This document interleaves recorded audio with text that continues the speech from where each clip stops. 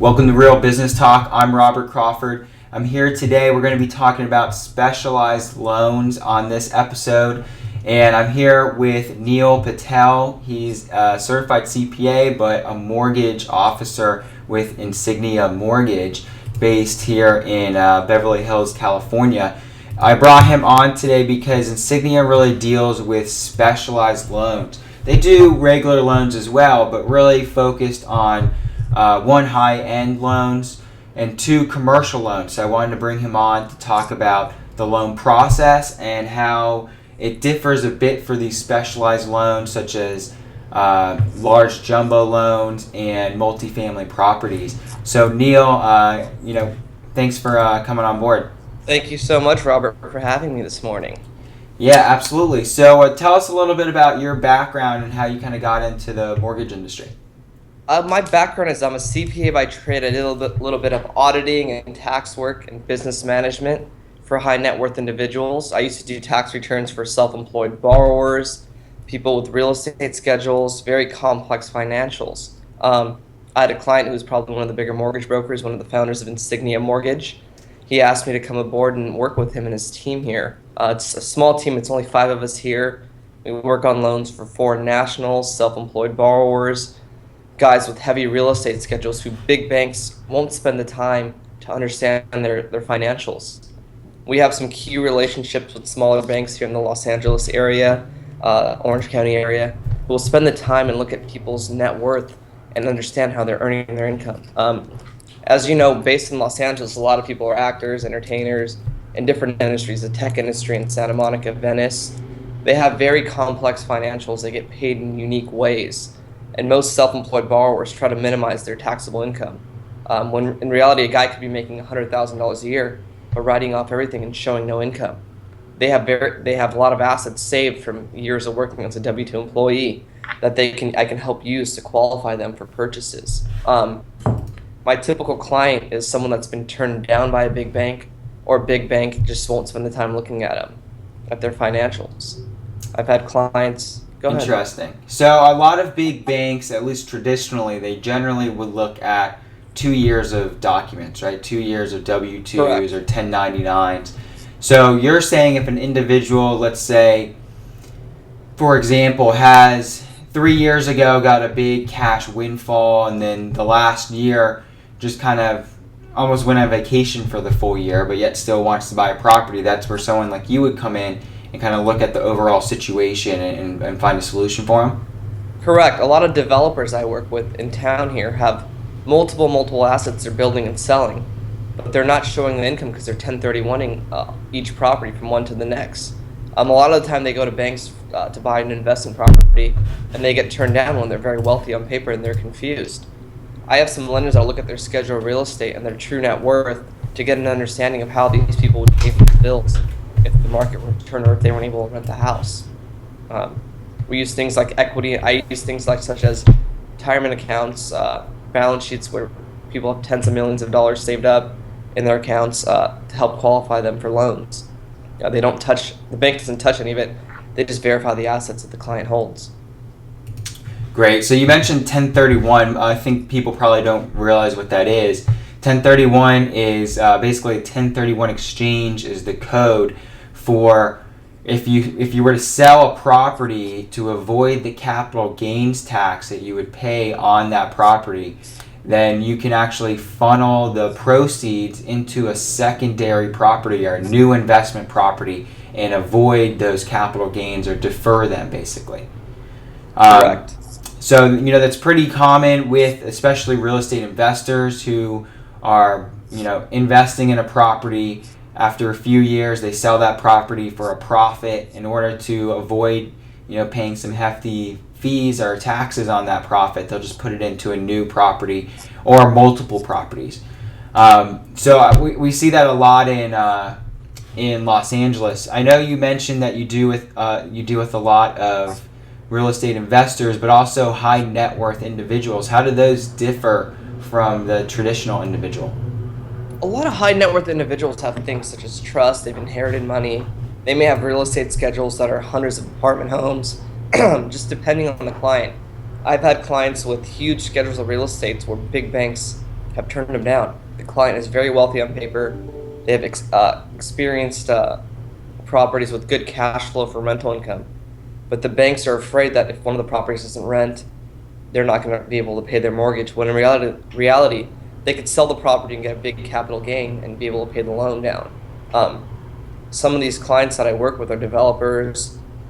Each loan is very custom made. I look through at the balance sheet, the tax returns. Sometimes I'll even call their CPA and attorney and see what's going on when it gets really complex. People can have offshore accounts set up, trusts set up that are very specific to avoid showing their net income and their true assets. Each loan is a case-by-case basis. Once I have a loan, all the file ready, I'll give some banks a call and discuss the scenario with the head of the banks before I even submit the loan, so they know what's going on and they can talk to the underwriters on how to proceed with the analysis of the file. Great. Now, I also know that you work with foreign national loans. How does that differ from a U.S. citizen client? A foreign national doesn't have any U.S. tax returns or U.S. social. Most of the time I look at their balance sheet, how much cash they have. I'll get a letter from their CPA or attorney in the country they reside in and have them verify their income. Maybe if it's like a UK citizen or a Canadian citizen, I'd ask for the tax returns to verify the income they earn back home. I'll look at the cash that they have in their bank accounts. They require 40% down on some of the foreign national loans. I can go as low as 30, depending on what type of client it is and the background of the client. But it's a case-by-case basis, very customized loans. Okay, interesting. So, since they don't have the Social Security card, it's a little harder to run background checks on an individual like that. Have you come into any situations that maybe a normal bank was not able to help them and they had to come to you and you're able to fix the situation? About 50% of our business for foreign nationals actually comes from bank turndowns. We go ahead and we get their CPA contact information in the country they reside in, get a letter on the CPA's letterhead or their attorney's letterhead verifying their income. I even get statements of tax returns translated at times. I've had tax returns from Japan translated, Croatia translated, various countries translated to help show a client's income back home. Okay. Interesting. So it seems like what we're seeing, at least in Los Angeles, is we were seeing kind of an influx of foreign nationals the last few years, and I think a lot of that came from the world economic system, right? We saw the devaluation of the euro, for example, where the dollar gained in strength, and now we're seeing foreign stock markets in Europe and especially in China going through some turmoil right now. So I think a lot of people are using that opportunity to try to protect their wealth, and they're funneling that wealth into real estate properties, whether that's personal residences, luxury properties if they have enough wealth, or cash flow properties for investments in the Los Angeles and the U.S. market. Do you see that happening, continue to happen now? Correct. It's still happening. I'm seeing influx from Europe, a little less from China, but still Asian countries are flowing in money. A little bit of money's been coming in from Latin America lately as well, but mainly Europe and Asia are major buyers in the U.S. real estate market here in Los Angeles. People buying second homes, buying houses for investment properties, plans to build in the future, and just buying land, and investment properties, just land banking. A lot of people. Great. So if I was, a foreign national or a self-employed person, and I wanted to start the lending process, what would I need to do first to start this process? Let's say I called you up. What would be the first piece of advice that you would give me? I'd ask what their assets are and what their income structure is, and I'd look for I'd ask for their tax returns, bank statements, any history on what they're paying for rent back home or here in the U.S. to get an idea of what they're comfortable with paying per month. Each client will have a different threshold of what they want to spend on rent versus what they want to spend on a mortgage. There's some advantages of having a mortgage. You get the itemization of your interest and your property taxes, which helps lower your taxable income for borrowers. So each client, for a foreign national, I'd ask for their balance sheet and their tax returns, maybe a letter from their CPA confirming their income. But no loan is going to be the same for each individual that's self-employed or a foreign national. The bigger banks look at things such as debt-to-income ratios. Smaller banks that I work with will put the debt-to-income ratios aside and look at assets the client has on their balance sheet. Interesting. So that's really the main difference between you and, let's say, a Wells Fargo or a Bank of America, is they put a huge amount of stock in that debt to income ratio. And for those that Correct. don't know, the debt to income ratio is pretty much what it sounds, right? How much income do you bring in per month compared to your expenses and the debt payments that you have on your credit report. So what you're saying is you can come in, a high net worth individual may have $4 million in the bank, but isn't necessarily getting a high income amount per month. And you can come in and say, look, this individual can easily qualify for the loan, even though the debt to income ratio isn't traditionally where you would like to see it. Is that correct? That is correct. I've done debt to income ratios as high as 70% for clients. They just have tremendous schedules of real estate, tremendous assets that I can use as a compensating factors on the loans for the banks I work with. Interesting. So let's move into a topic that I think is unique. We haven't really talked about much on this show, and that I kind of focus in on. One of my niches is multifamily and commercial property programs. So I know that you also, most lenders or mortgage brokers that you work with generally will either do residential lending or commercial lending, but I believe you do a combination of both. Is that correct? Correct. I do construction lending, commercial lending, residential lending, anything that's niche I work on, because most people don't understand the complexities of these type of products. You're seeing a lot of this actually in Santa Monica, Venice right now, and most parts of LA, where a property is rent controlled. So you have clients coming in trying to buy a property with very low rents and repositioning them. I get a lot of those clients where I can pitch to the bank, this borrower is going to come in, modify the units, change the rents for the clients, and reposition the properties to increase the value of them, which is what you're seeing a lot of being done in Los Angeles right now. Now, explain the differences between getting a personal loan for your own primary residence compared to getting a loan for, let's say, a 4 or 5 unit building. A 4-unit building is different than a 5-unit building. A 4-unit building is still done as a residential property. 5 units are more because it's based on the cash flow of the building. They look at what the rents are, they get estoppels done, look at the appraised value, and they have to make sure the rents can support the debts.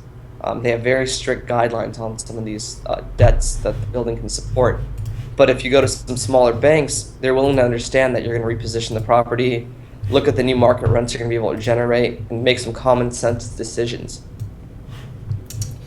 Interesting. I mean, I think that's a huge benefit with commercial that most people don't realize, that the majority of your due diligence for commercial is really based on the property itself and not necessarily the individual. Of course, you'll look at the individual as well, but you're really basing your assumptions off the property and the income of the property, not necessarily the income of the individual.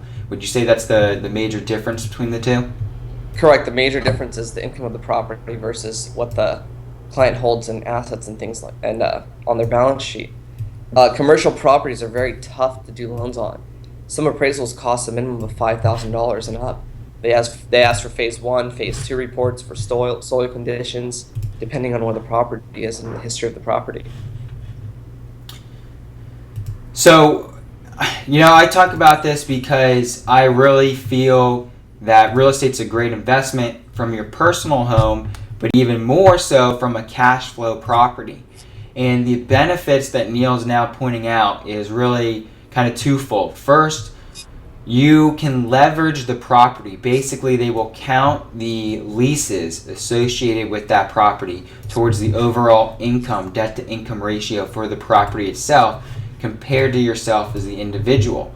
More importantly, it allows you to then leverage your cash flow. So instead of, let's say there's $1 million building that has 5 units and each unit's bringing in $2,000 a month. So that building's bringing in $10,000 per month.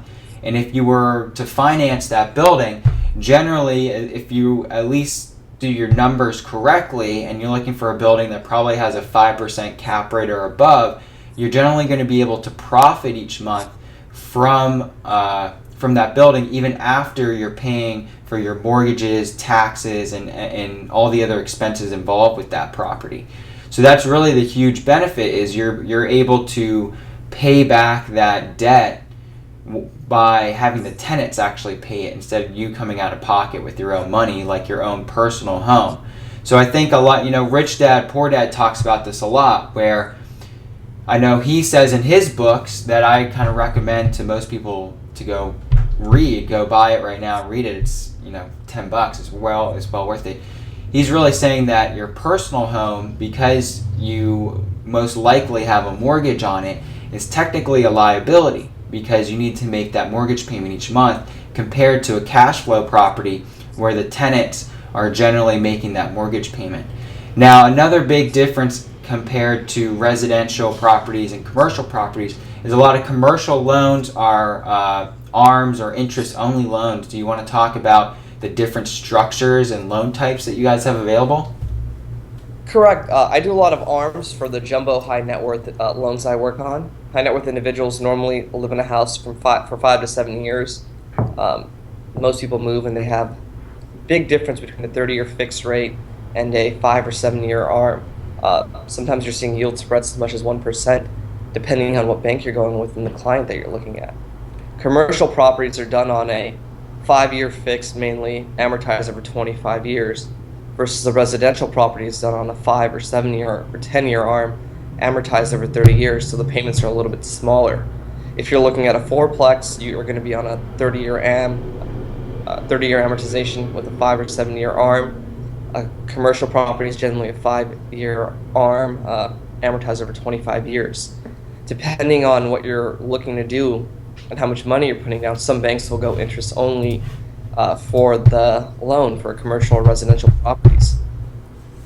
So the benefit of a commercial only, from an investment point of view, let's say, let's put aside your own personal residence and let's look at an investment.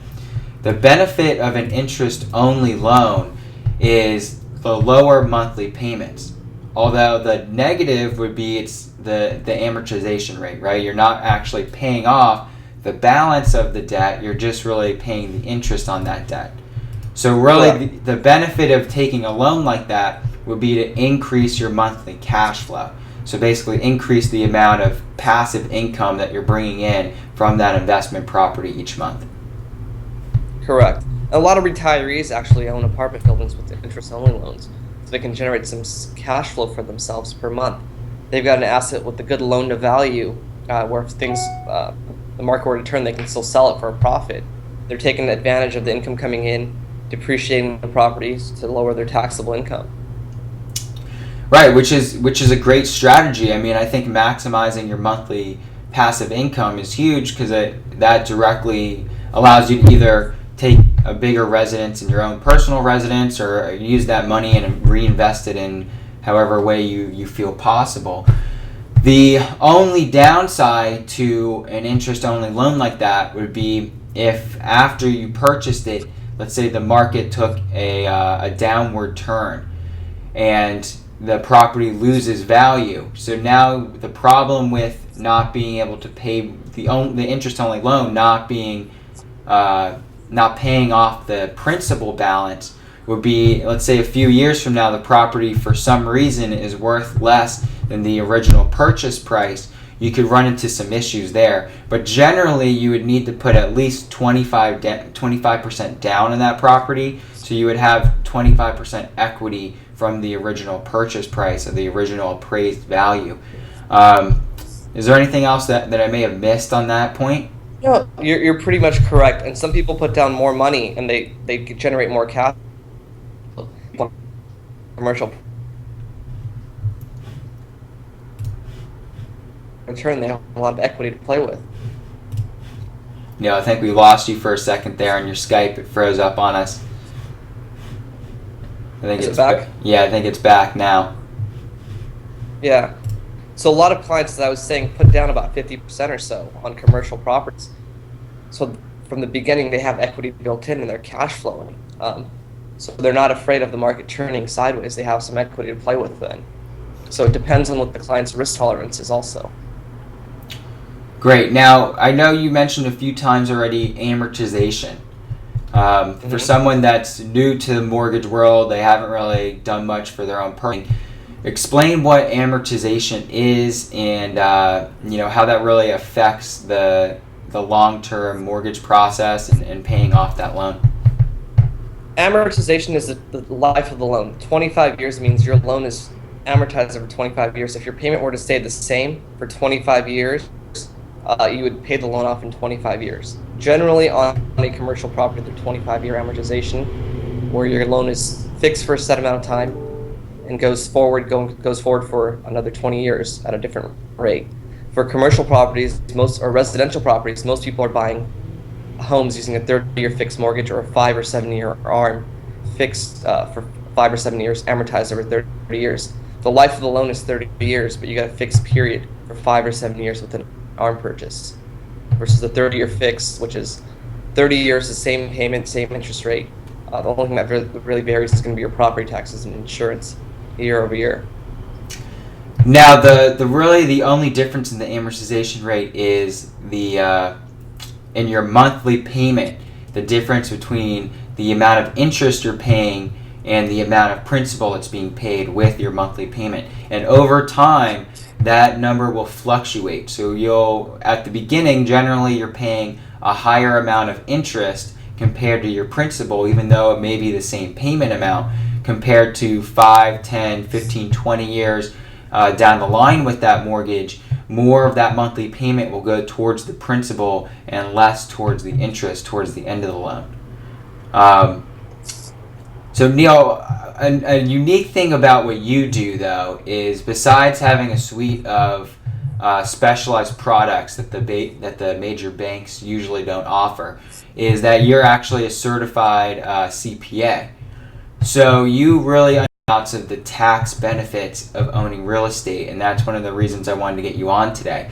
Could you help describe? Let's go back and look at just a personal residence. Some of the tax benefits of owning your property and having a mortgage on that property compared to renting a property. Of course, generally you hear about people talking about tax deductions. When you own a property, you get tax deductions such as interest deductions as an itemization and property taxes, which are two major deductions. They help lower your taxable income per month or per year. Generally, the lower your taxable income is, the lower tax rate you're paying, and the less tax that you're paying to the government is. So when you own a property, your interest expense is a tax deduction. Your property taxes are a tax deduction. When you rent, you do not get any of these tax deductions, so your income stays the same. As a W-2 employee, you get paid, say $100,000 a year, and you pay rent, you get no tax breaks from paying rent. While if your $100,000 W-2 employee owns a property, you get tax breaks. Your interest is a tax deduction. Your property taxes are a tax deduction, which in turn lowers your taxable income per month and per year. Right, so then you'll either get a refund at the end of the year if you're a W-2 employee, and let's say they take out every month on your paycheck, or if at the end of the year, let's say you're self-employed, you're allowed to then deduct that from your overall income and all the other expenses you had to lower your taxable net income. Now, that's a little different as well with an investment property, because in an investment property, you also get to write off depreciation most of the time. So do you want to explain how that kind of changes the Correct. situation? On an investment property, you generally want to depreciate the building.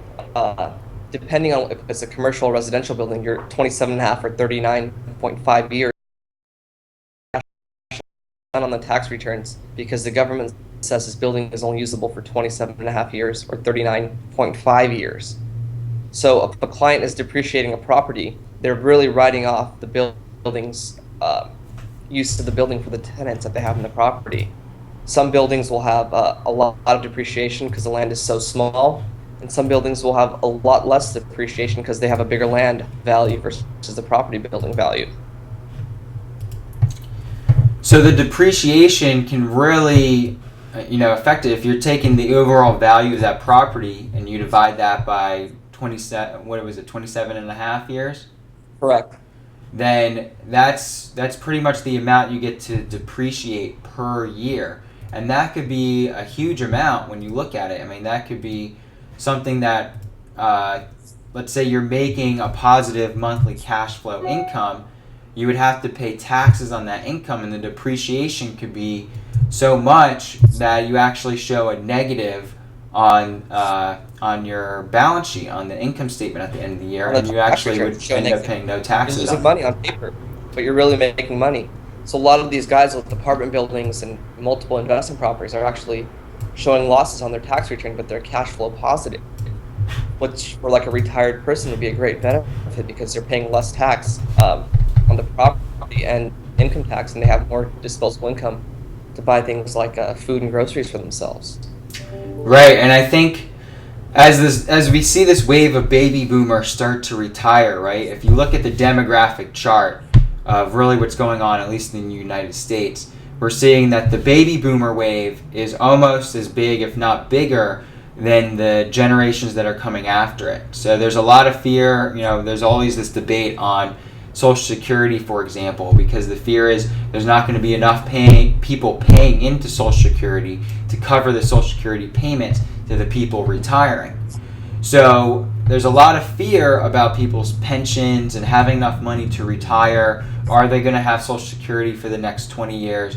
And I think retirees are really concerned about how they're going to secure their future when they stop working. And one of the best ways to do that is to get into real estate investment properties, basically rental properties. That could be strip malls, but it could also be multifamily homes. It could be a duplex that has 2 units and 2 families living in it. And what Neil is telling you is the way that you structure it and through the tax benefits of depreciation is it's a great way to protect your wealth and then to have a passive income coming in each month to help offset your expenses, especially when you get into that retirement mode and you're thinking about leaving your main job or selling your business or whatever change that's coming into your life. Is there anything else on that note that you see that maybe I've missed, Neil? No, it's great for retirees, great for people that are looking for passive income streams. Great if you're a high W-2 earner and want to have some tax deductions and breaks to lower your taxable income. Real estate's a great investment. It's a long-term play. It's good to create passive sources of income, and a lot of people have been successful doing it. So we've talked a little bit about the difference between a residential and a commercial with the income properties. And you mentioned if it's 2, 3, 4 properties, if it's under 5 units, that it still is in that residential realm. And generally, the most common type of loan that you'll see on something like that would be a 30-year traditional mortgage. So let's say you buy a duplex that has 2 units, and you have to make sure the numbers all add up, because you can get in a lot of trouble if you don't do your due diligence and you miscalculate your numbers, and then you realize that the income of the property actually is less than the expenses of the property, and then you're losing money each month. So it's not like every property is going to be a turnkey solution, but there's definitely properties in the market that would be a great investment. The great thing with buying, let's say, 4 units that has a 30-year mortgage on it is you're also not only you're going to get that depreciation expense, you're going to get to write off the interest and property taxes on your income tax, but more importantly, it's amortizing, which we were just talking about. So over time, you're paying off that loan. So the tenants are paying off that loan and building your equity in that property.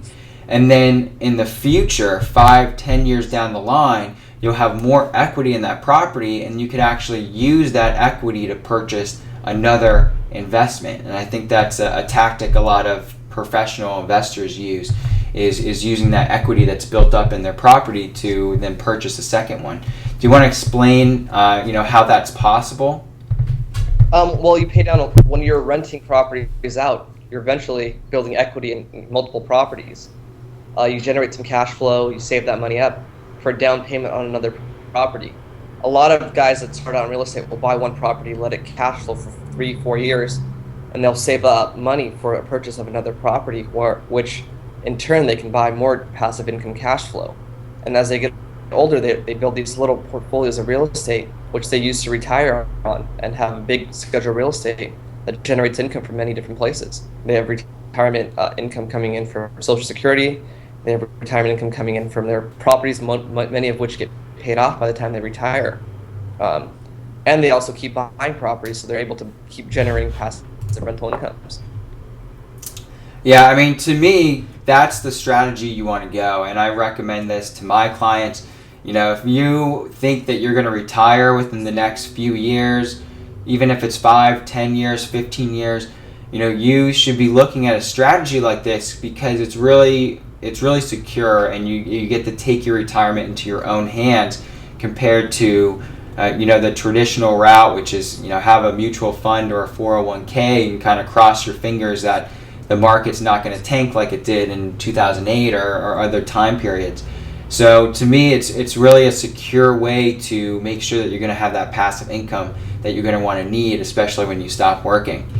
Now, Neil, moving on from that. I know that you guys also do new construction loans. Do you want to talk about the differences and the nuances of a loan structure like that? A construction loan is very property specific. It requires a larger amount of cash capital for the client and the borrower to have. Generally, banks are lending at 65 to 70% loan to cost on the property. You're seeing a lot of properties here in Los Angeles being built that are big properties, about 3,000 to 4,000 square feet. They cost anywhere from $2 million to $4 or $5 million, depending on where they are. And the nuances are that banks have these things called fund control, where they disperse money after certain goals are met by the contractors. They do a very deep due diligence on who's building the property, who's the architect on the property. And it's a very thorough analysis on the property. They go into your budgets, make sure you have enough cash reserves in case your expenses run higher than they do.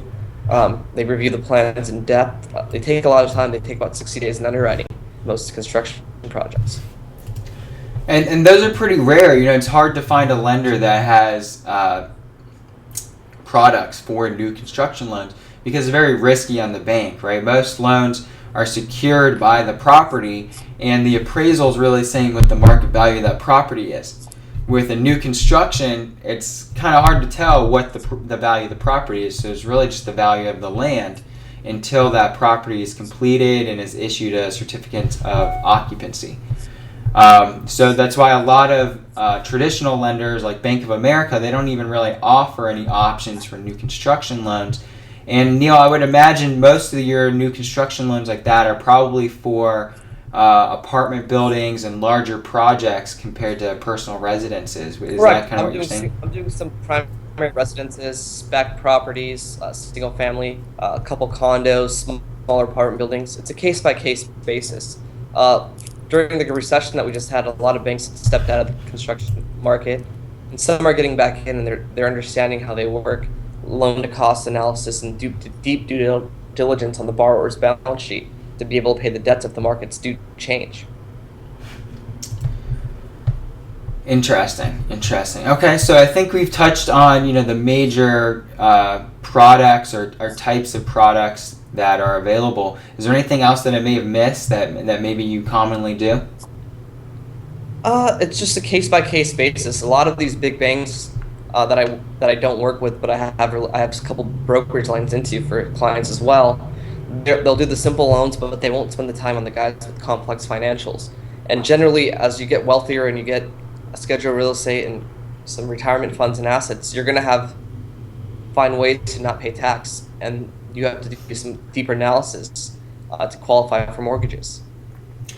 So I think this is a big political confusion, right? So when Neil says find a way to not pay tax, a lot of people that don't understand how the actual tax system works would hear that and say, wait, you're just going to not pay your taxes? But in reality, it's using the benefits of the system and using the legal laws that are already in place to limit your tax payments as much as possible. And this is a big thing, especially now that we're in this election season. We're seeing a lot of debate over, large corporations that pay 0% in tax rate. But from a personal investor standpoint, or even just a personal on your personal residence, there are ways to lower your taxes dramatically, if not eliminate them entirely, that are completely legal. And it's usually done through real estate, through what we've talked about here, which is being able to write off the interest on your loan payments, being able to write off your property taxes, and if it's an investment property, being able to write off the depreciation. And through those three things, a lot of times you'll see that it limits the amount of the income to such a low level that you pay very little, if any, tax on a lot of investment properties. So we also see people that have very high net worth, or they have a very high income amount, purchasing real estate just for the fact that they want the depreciation expense to offset their tax payments. And there's even things as far as, which are fairly rare to find in the market these days, but the HUD, through the federal government, even has some tax shelter programs for low-income properties. So you see people purchasing properties like that just to shelter themselves from paying the high tax bill. So, when Neil mentions we're trying to avoid paying taxes, it's doing it in a completely legal way. And I think that's really important for people to understand. Correct. People need to understand that these are legal ways. They help lower your taxable income. You're still paying tax, but you're paying a lower marginal tax rate. Yeah, most people are W-2 employees, and unfortunately, that's one of the highest tax rates, is being a W-2 employee. A self-employed individual or 1099 or someone that owns a number of investments have a few more tax options available and a few more write-offs compared to a W-2 employee most of the time. And I think it's important. So I think someone that's paying a good amount of taxes should really look at real estate as an investment, not just for the cash flow potential, not just for building wealth and equity in those properties, but also for deferring or limiting your tax expenses per year. So I think it's a great option. Really three ways about it. The real estate is just something that everyone should really be looking at and be considering to build their long-term wealth. Neil, before we leave, is there anything else that you wanna mention to people listening right now? No, real estate's a great passive income stream, a great way to build wealth, and a great way to enjoy your retirement. Great. So, Neil, do you only do loans in California? Correct. I'm limited to California only. Okay, so if you're in California, or if you're outside California looking to purchase in California, you can give Neil a call, and I'm sure he'll be glad to help you. Neil, how can someone get in contact with you? Give me a call. My direct dial is 424-488-3566. I'm here every day pretty much, and if I don't answer that phone, it comes directly to my cell phone. So I'm always around. Great. So give Neil a call. He'll be happy to answer your questions about lending. He'll be able to look at your income and balance sheets and find a solution that's going to be best for you. And then when you're ready to actually go and find that property, that's when you want to get a broker involved so we can actually find the best property for you and fight to get it at the best price. And you can reach me at wearerealty.com, or you can reach my office line 310-363-0452. So just to clarify, I know I've talked in past episodes, really your first step if you are interested in investing in real estate would be to get your financing lined up. So you want to call Neil first, and he can tell you, the yes or no on whether, one, you're going to qualify for a loan, and then two, what loan amount you will qualify for. And then once you have that and you have a pre-approval letter from Neil or some other mortgage broker, that's really when you're ready to start looking at properties. And I think a lot of people get frustrated, especially in a competitive market like Los Angeles. They don't understand that process, and they just start looking at houses first, or looking at properties on Zillow or Redfin, and then they start going to open houses. The problem is, when you're ready to write an offer, it generally takes at least a few days, if not sometimes a few weeks, to get your paperwork in line, get it over to a mortgage broker, and get that pre-approval. And by that time, there could be multiple offers on that house that you wanted and you won't be able to get it. So your first step is really to securing your financing and getting a pre-approval letter. And we've talked about this a lot of times. So if you're ready to get started in that process, just give Neil a call. This has been Real Business Talk. Neil, I appreciate you coming on today. Any closing statements you want to make? No, thank you for having me. It was a great pleasure, and give me a call if you have any questions. Great. Sounds good. So thanks for watching. This has been Real Business Talk. You can find more videos like this and courses at realbusinesstalk.com. And if you're ready to get started in real estate, just go to wearerealty.com. I'm Robert Crawford. Thanks for joining us.